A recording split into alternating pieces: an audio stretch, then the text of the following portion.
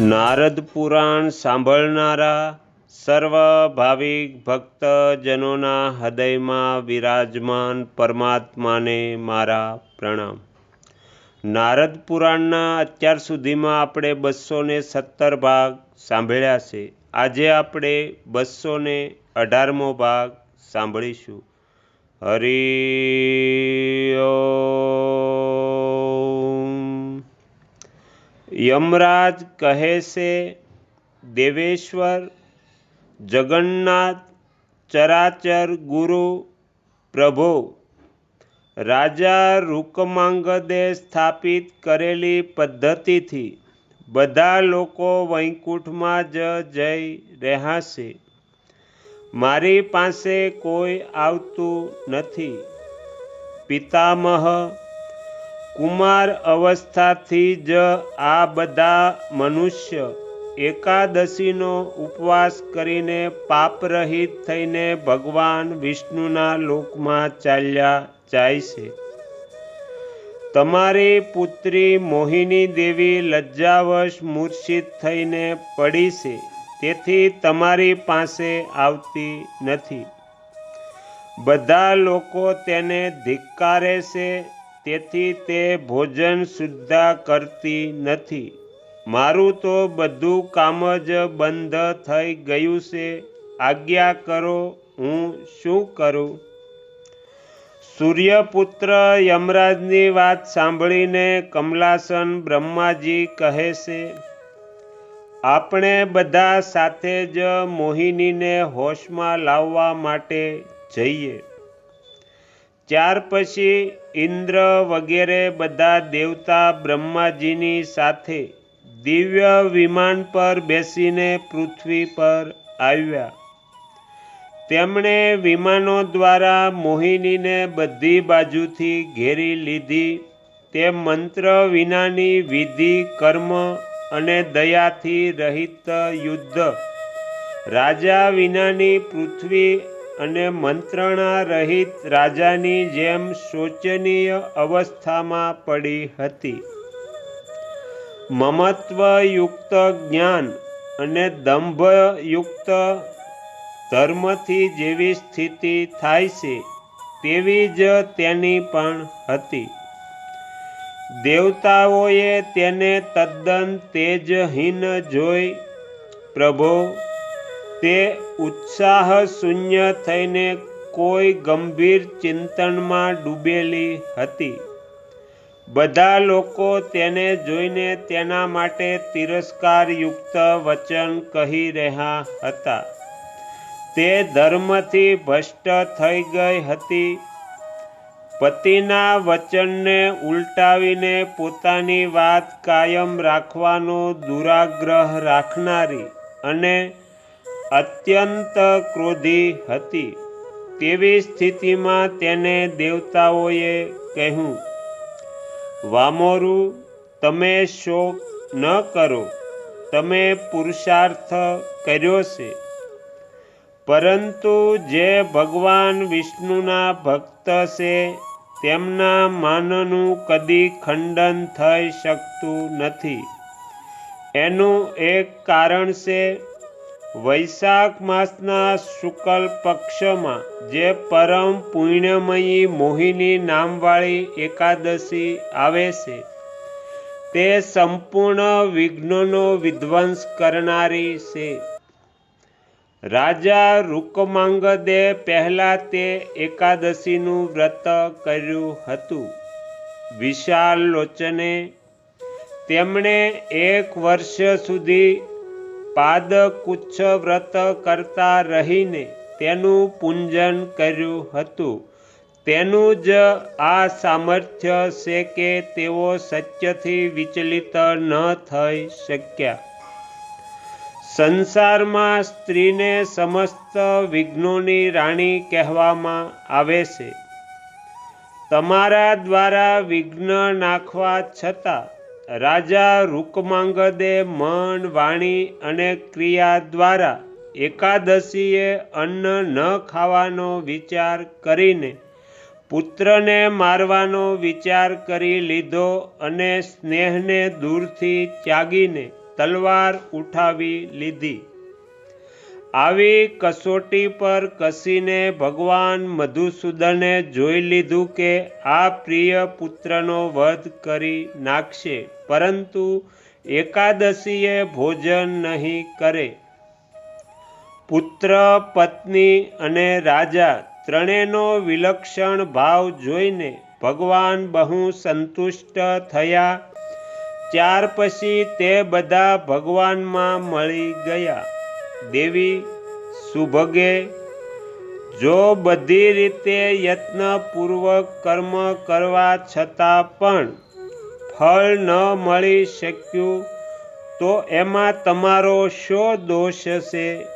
તેથી શુભે, બધા દેવતાઓ તમને વરદાન આપવા માટે આવ્યા છીએ.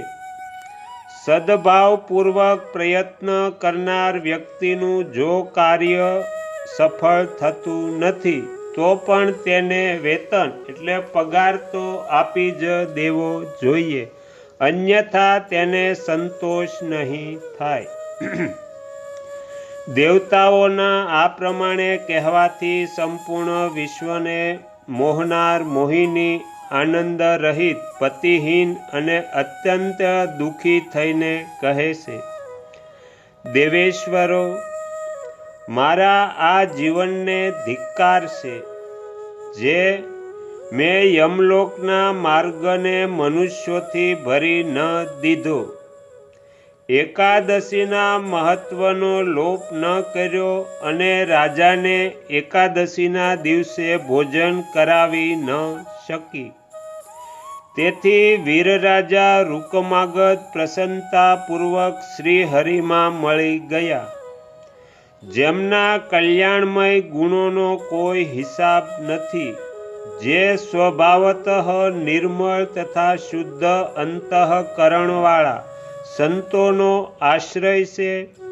સર્વવ્યાપી, હંસ સ્વરૂપ, પવિત્ર, પદ, પરમ, વ્યોમરૂપ, ઓમકારમય, સર્વના કારણ, અવિનાશી, નિરાકાર, નિરાભાસ, પ્રપંચથી પર તથા નિરંજન નિર્દોષ છે, જે આકાશ સ્વરૂપ તથા ધ્યેય અને ધ્યાનથી રહિત છે, જેમને સત અને અસત કહેવામાં આવે છે, જે ન દૂર છે ન નજીક છે, મન જેમને ગ્રહણ કરી શકતું નથી, જે પરમ ધામ સ્વરૂપ, પરમ પુરુષ અને જગન્મય છે, જે સનાતન તેજ સ્વરૂપ છે, તેવા ભગવાન વિષ્ણુમાં રાજા રૂકમાગધ લીન થઈ ગયા. દેવતાઓ, જે સેવક સ્વામીના કાર્યની સિદ્ધિ કરતા નથી અને વેતન લે છે, તે આ પૃથ્વી પર ઘોડો થાય છે. તમારી આ મોહિની તો પતિ અને પુત્રનો નાશ કરનારી છે, એના દ્વારા કાર્ય પણ સિદ્ધ થયું નથી. પછી તમારી પાસેથી એ વરદાન કઈ રીતે ગ્રહણ કરે? દેવતાઓ કહે છે, મોહિની, તમારા મનમાં જે અભિલાષા હોય તે કહો, અમે અવશ્ય તેની પૂર્તિ કરીશું. મહીપતે, જ્યારે દેવતાઓએ આવી વાત કરી રહ્યા હતા તે જ સમયે રાજા રૂકમાગધના પુરોહિત, જે અગ્નિ જેવા તેજસ્વી હતા, ત્યાં આવ્યા. તે મુનિ પહેલા જળમાં બેસીને યોગ સાધનામાં તત્પર હતા. 12 વર્ષ પૂરા થયા પછી જળમાંથી નીકળ્યા હતા. જળથી નીકળ્યા પછી તેમણે મોહિનીની બધી કરતૂતો સાંભળી. તેથી ક્રોધિત થઈને તે મુનિ શ્રેષ્ઠ દેવ સમુદાયની પાસે આવ્યા અને મોહિનીને વરદાન આપનારા બધા દેવતાઓને કહ્યું, આ મોહિનીને ધિક્કાર છે, દેવતાઓને પણ ધિક્કાર છે. તમે લોકો ધિક્કારને પાત્ર એટલા માટે છો કે તમે મોહિનીને મનગમતું વરદાન આપનારા છો. આના પર હત્યાનું પાપ સવાર છે. આનામાં નારીને યોગ્ય સાધુ વર્તાવનો અભાવ છે. આ સ્ત્રી નથી, રાક્ષસી છે. દેવતાઓ, જો આ સ્ત્રી પ્રજ્વલિત અગ્નિમાં કૂદી પડે તો પણ આ લોકમાં આની શુદ્ધિ થઈ શકે એમ નથી, કેમ કે આ સ્ત્રીએ આ પૃથ્વીને રાજા વિહીન કરી દીધી છે. દેવતાઓ, ખોટી બુદ્ધિની પાપીણીને માટે તો નરકોમાં પણ અધિકાર નથી. પછી સ્વર્ગમાં આ કઈ રીતે સ્થિત થઈ શકે છે? આ સ્ત્રી રાજાની નિકટ જઈ શકતી નથી. લોક અપવાદથી આ એટલી દૂષિત થઈ ચૂકી છે કે લોકમાં ક્યાંય પણ આના માટે સ્થાન નથી. દેવતાઓ, જે સદા પાપમાં ડૂબી રહે છે અને જેના દુષ્કર્મના કારણે સર્વત્ર નિંદા થાય છે, તે પાપીણીના જીવનને ધિક્કાર છે.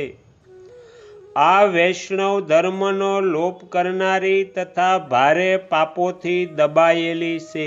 દેવેશ્વરો, આ તો સ્પર્શ કરવા યોગ્ય નથી. આને તમે કોઈ વરદાન કઈ રીતે આપી રહ્યા છો? જે લોક ન્યાયપરાયણ તથા ધર્મના માર્ગ પર ચાલનારા છે તેમને જ વરદાન આપવું જોઈએ. દેવતાઓ કદી પાપીની રક્ષા કરતા નથી. તેમનો ધર્મનો આધાર માનવામાં આવે છે અને ધર્મનું પ્રતિપાદન વેદમાં કરવામાં આવ્યું છે. વેદોએ પતિની સેવાને જ પત્નીનો ધર્મ કહ્યો છે. પતિ જે કંઈ પણ કહે તેને નિઃશંકપણે કરવું જોઈએ. એને જ સેવા કર્મ સમજવું જોઈએ. માત્ર શારીરિક સેવાનું જ નામ શુશ્રૂષા નથી. દેવતાઓ, આ સ્ત્રીએ પોતાની આજ્ઞા સ્થાપિત કરવાની ઈચ્છાથી પતિની આજ્ઞાનું ઉલ્લંઘન કર્યું છે. તેથી મોહિની સંપૂર્ણ સ્ત્રીઓમાં પાપીણી છે, એમાં જરા પણ સંદેહ નથી. આની શપથોથી બંધાયેલા રાજા રૂકમાગધે સત્યની રક્ષા માટે નાના પ્રકારની આજીજીઓ કરી, પરંતુ આણે તે બધી વાતો માનવાની અનિચ્છા પ્રગટ કરી દીધી. તેથી રાજા આની ઉપર પાપ નાખીને સ્વયં મોક્ષને પ્રાપ્ત થયા છે. તેથી આના પર હજારો હત્યાઓનું પાપ સવાર છે. આનું શરીર જ પાપમય છે. જે બધી રીતે ઉત્તમ દાન આપનારાઓ, બ્રાહ્મણ ભક્ત, ભગવાન વિષ્ણુના આરાધક, પ્રજાને પ્રસન્ન રાખનારા તથા એકાદશી વ્રતના સેવી હતા, પરાઈ સ્ત્રીઓ માટે જેમના મનમાં આસક્તિ ન હતી, જે વિષયોથી વિરક્ત થઈ ગયા હતા, પરોપકાર માટે સંપૂર્ણ ભોગ ત્યાગી ચૂક્યા હતા અને સદા યજ્ઞોના અનુષ્ઠાનમાં લાગ્યા રહેતા હતા, આ પૃથ્વી પર સદા દુષ્ટોનું દમન કરવામાં તત્પર રહેતા હતા અને 7 પ્રકારના વ્યસનોથી જે સદા મુક્ત હતા, તે જ મહારાજ રૂકમાગધને આ જગતમાંથી હટાવીને દુરાચારિણી મોહિની વરદાન મેળવવાને યોગ્ય કઈ રીતે થઈ શકે છે? દેવતાઓ, જે આ મોહિનીના પક્ષમાં હશે, તે દેવતા હોય કે દાનવ, હું તેને પણ ક્ષણભરમાં ભસ્મ કરી દઈશ. જે મોહિનીની રક્ષાનો પ્રયત્ન કરશે તેને તે જ પાપ લાગશે જે મોહિનીમાં સ્થિત છે. રાજન, આ પ્રમાણે કહી તે દ્વિજેન્દ્રએ હાથમાં તીવ્ર જળ લીધું અને બ્રહ્મપુત્રી મોહિની તરફ ક્રોધપૂર્વક જોઈને તેના મસ્તક પર તે જળ નાખી દીધું. તે જળમાંથી અગ્નિ જ્વાળાઓ નીકળી રહી હતી. મહીપતે તે જળ નાખતા જ મોહિનીનું શરીર દેવતાઓની સામે તત્કાળ પ્રજ્વલિત થઈ ગયું, જાણે ઘાસના ઢગલામાં અગ્નિ બળી રહ્યો છે. પ્રભો, પોતાનો ક્રોધ શાંત કરો, શાંત કરો. આ દેવતાઓની વાણી જ્યાં સુધી આકાશમાં ગુંજી, ત્યાં સુધીમાં તો બ્રાહ્મણના વચનથી પ્રગટ થયેલા અગ્નિએ મોહિનીને બાળીને ભસ્મ કરી નાખી હતી. તો અહીંયા નારદ પુરાણનો 218મો ભાગ સમાપ્ત થાય છે. હવે પછીના વિડીયોમાં આપણે 219મો ભાગ સાંભળીશું. તમે તમારો કિંમતી સમય આપી એકાગ્ર ચિત્તે પ્રસન્નતાપૂર્વક નારદ પુરાણ સાંભળ્યું એ બદલ હું આપ સૌનો ખૂબ ખૂબ આભાર વ્યક્ત કરું છું અને આશા પણ રાખું છું તમને સાંભળવું ગમ્યું હશે. જો ગમ્યું હોય તો બીજા 5 લોકોને પણ સંભળાવજો. શ્રી સદ્ગુરુદેવની જય. આગળના વિડીયો જોવા માટે આ ચેનલને સબસ્ક્રાઈબ કરો અને જો આ વિડીયો પસંદ આવ્યો હોય તો લાઈક કરો.